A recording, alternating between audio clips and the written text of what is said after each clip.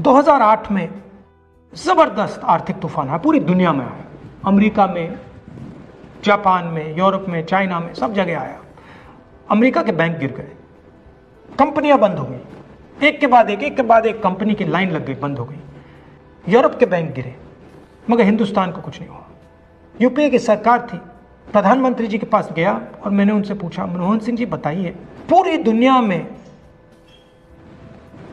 आर्थिक नुकसान हुआ है, हिंदुस्तान को कोई असर नहीं हुआ, कारण क्या है? मनमोहन सिंह जी ने कहा, राहुल, अगर हिंदुस्तान की अर्थव्यवस्था को समझना चाहते हो तो यह समझना होगा कि हिंदुस्तान में दो अर्थव्यवस्थाएं हैं। पहली असंगठित अर्थव्यवस्था और दूसरी संगठित अर्थव्यवस्था। संगठित अर्थव्यवस्था में बड़ी कंपनियां, नाम आप जानते हो। असंगठित अर्थव्यवस्था में किसान, मजदूर, छोटे दुकानदार, मिडिल साइज कंपनीज।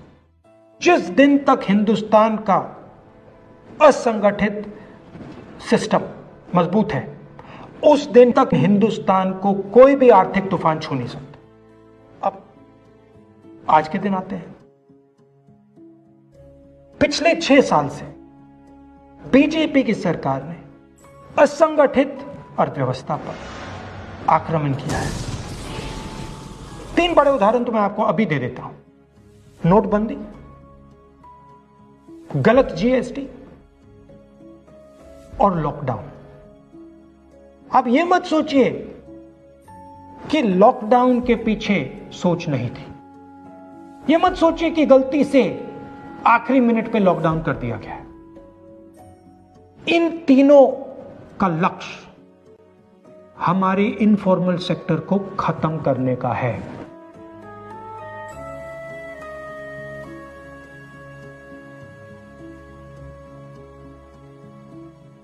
प्रधानमंत्री जी को अगर सरकार चलानी है, मीडिया की जरूरत है, मार्केटिंग की जरूरत है।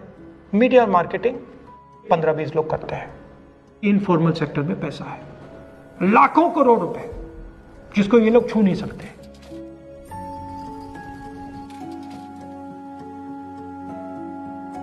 इसको ये लोग तोड़ना चाहते हैं, पैसा लेना चाहते हैं। इसका नतीजा आएगा। नतीजा यह होगा कि हिंदुस्तान रोजगार पैदा नहीं कर पाएगा। क्यों? क्योंकि इनफॉर्मल सेक्टर 90% से ज्यादा रोजगार देता है।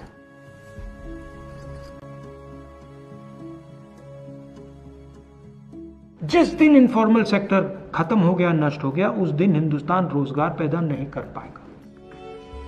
आप ही इस देश को चलाते हो, आप ही इस देश को आगे ले जाते हो, और आपके खिलाफ साजिश हो रही है।